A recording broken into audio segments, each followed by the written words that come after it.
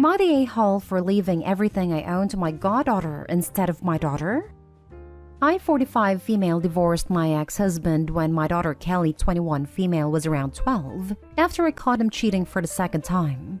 Literally everyone was against it. And I knew the in-laws wouldn't like it because they're traditional conservatives who didn't want to deal with a public scandal. But it was hurtful to me that my own family was trying to pressure me to stay in the marriage in order to not lose access to the money and perks my ex had provided.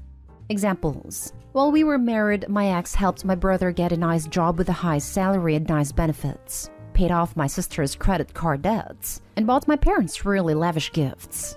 The first time I caught him cheating, I wanted out back then, but my family convinced me to forgive him, and that I owed it to Kelly to fight for her to have the stability of a two-parent household. My daughter was only a few weeks old at a time, and I was in a very vulnerable state.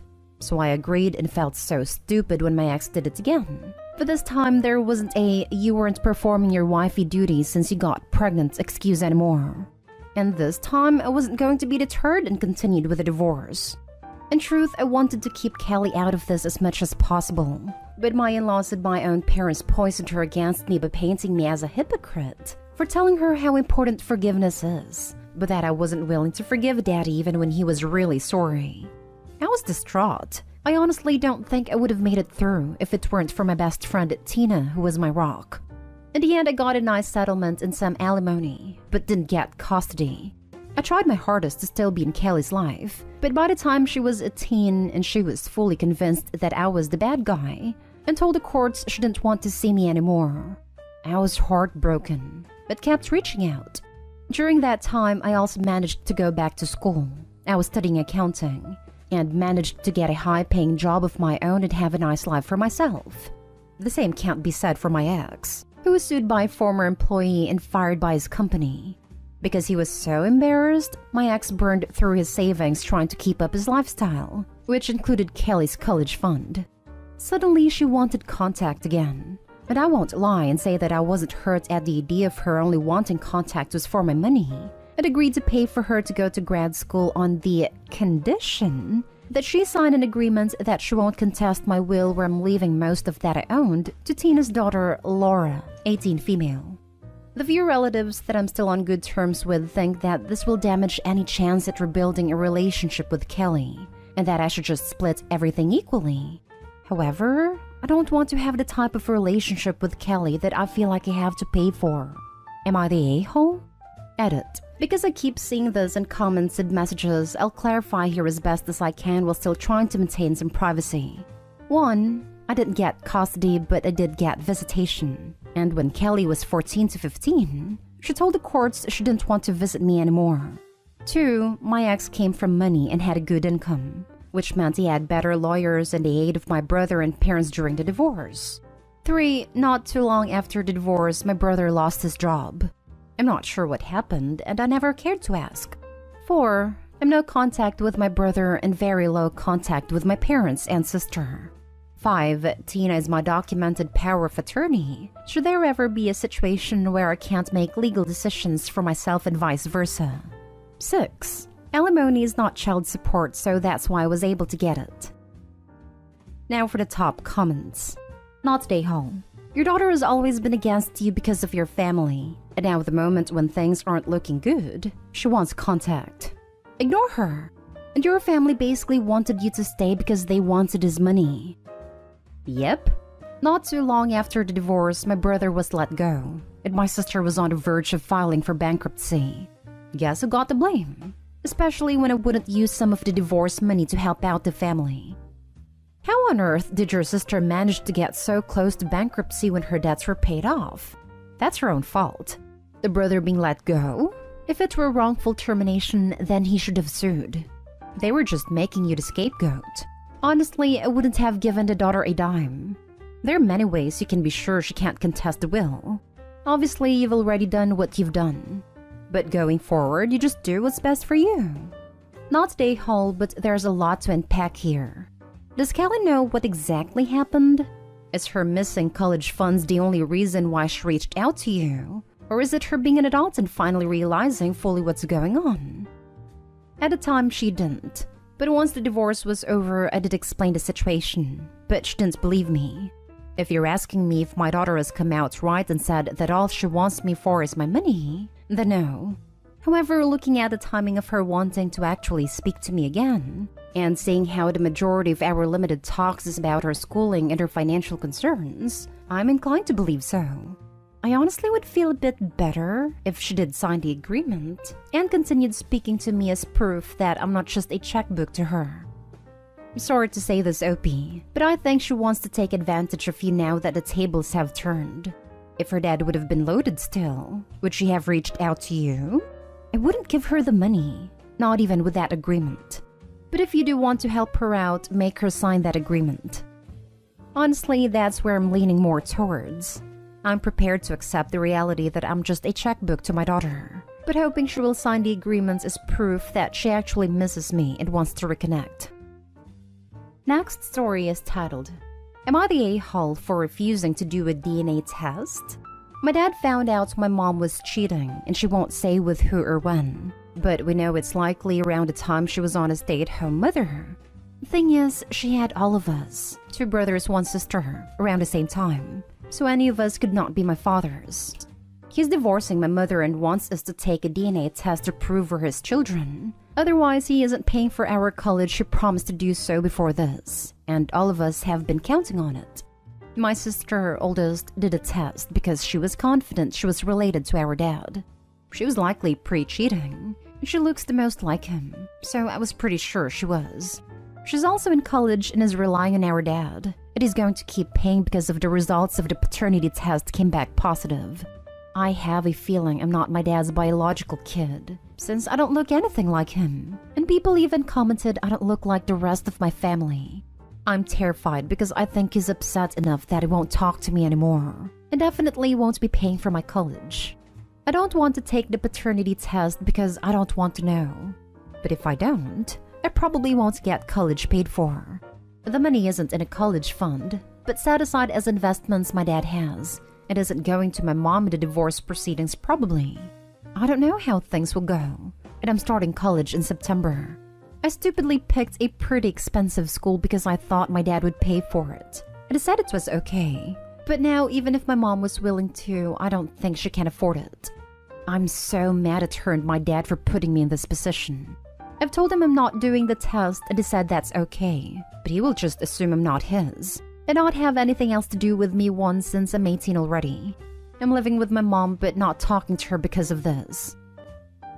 So you're 18 and just found out your dad may not be your dad and is punishing you for something beyond your control. Not an a-hole. Your mother is clearly an a-hole. Your dad is being an a-hole to treat you as a stranger if you're not getting a DNA test. This is a no-win for OP. Even if it turns out he is DNA related, he'll always know his dad was willing to throw him away over a piece of paper. He already threw him away. I've told him I'm not doing the test and he said that's okay, but he will assume I'm not his and not have anything else to do with me since I'm 18 already. I'm sorry, OP. Of course not, a-hole. Not a-hole. Your parents suck. I would have the DNA test done personally just to find out. And if you aren't your dad's, try to figure out who your bi-dad is. It will help later down the line if your doctors ever have any hereditary health questions. You don't have to now for sure, but I eventually would once I came to terms with it. I am so sorry you are going through this. That is so awful to deal with as a 17 or 18-year-old kid. Go to the college you think will be best for your future. I funded my own college. My parents didn't pay a dime, and you can do it. It's harder, but you are capable. Was going to say exactly this. Take the test for yourself, OP. It's info you may really need in the future. It is so unfair for your dad to do this. He still raised you for Pete's sake. He just sounds like he wants to hurt your mom through you kids. Oh, hun. Of course you're not the a-hole. But what are you gaining by not taking it? Is there anyone you can talk to? Your dad is being awful. I can't imagine being willing to walk away from my child. And you are his child, whatever a blood test says. My mom is trying to get me to not take it. I think because she knows I'm a result of her cheating. I think you should take it honestly. So long as there's a question mark, there will always be strain on things because of what your mom has done.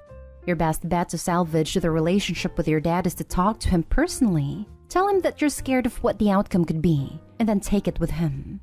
Even if you end up not being his, if he ever loved you at all, you may be able to move past it if he can recognize that it isn't your fault, only hers. Edit. After reading some of the comments, I've decided to do the test. I didn't want to out of fear, but now it's clear it doesn't really matter and it's better I know for sure.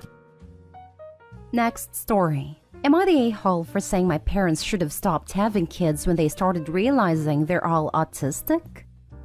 So I'm 16 female, I'm the oldest of 8, and the youngest 6 have a combination of autism and oppositional defiance disorder.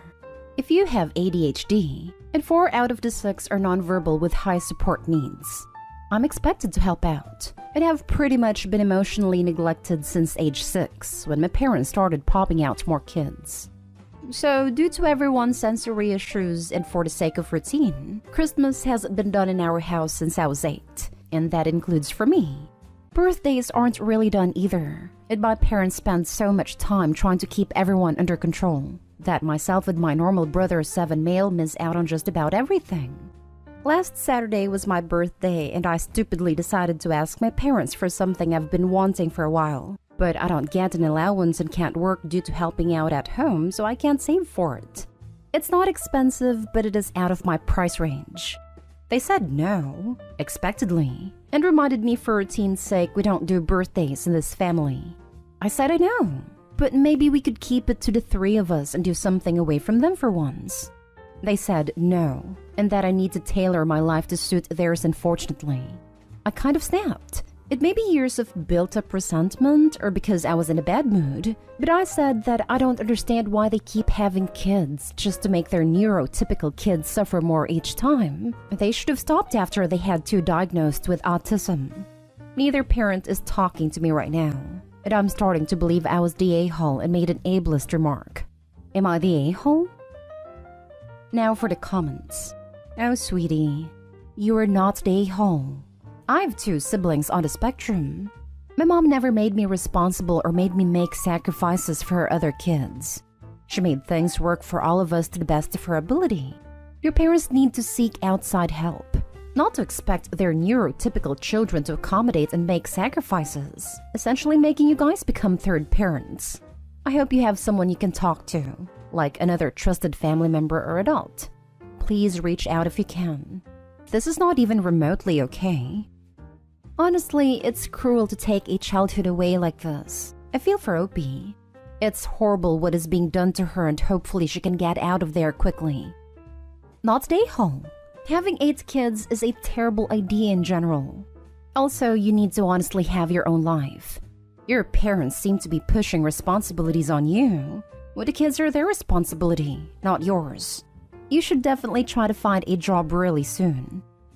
Agreed. But the parents need Opie to stay at home dependent on them as an unpaid caregiver, babysitter, and maid for them.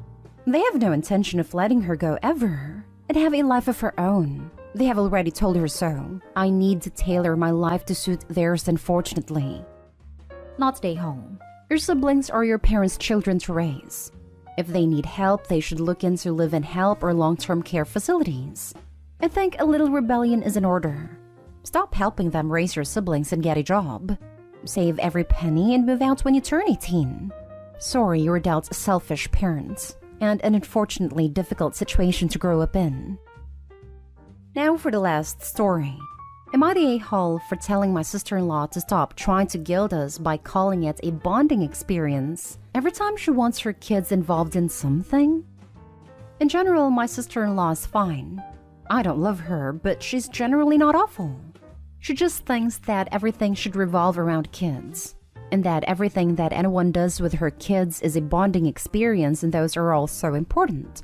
If anyone in the family is doing anything, she wants the kids to be involved. Even if we want it to be just adults, she starts guilting us. There are some things that's totally appropriate for. Things like baking cookies? Sure, bring the kids. Building snowmen? Sure. Decorating for Christmas? Okay.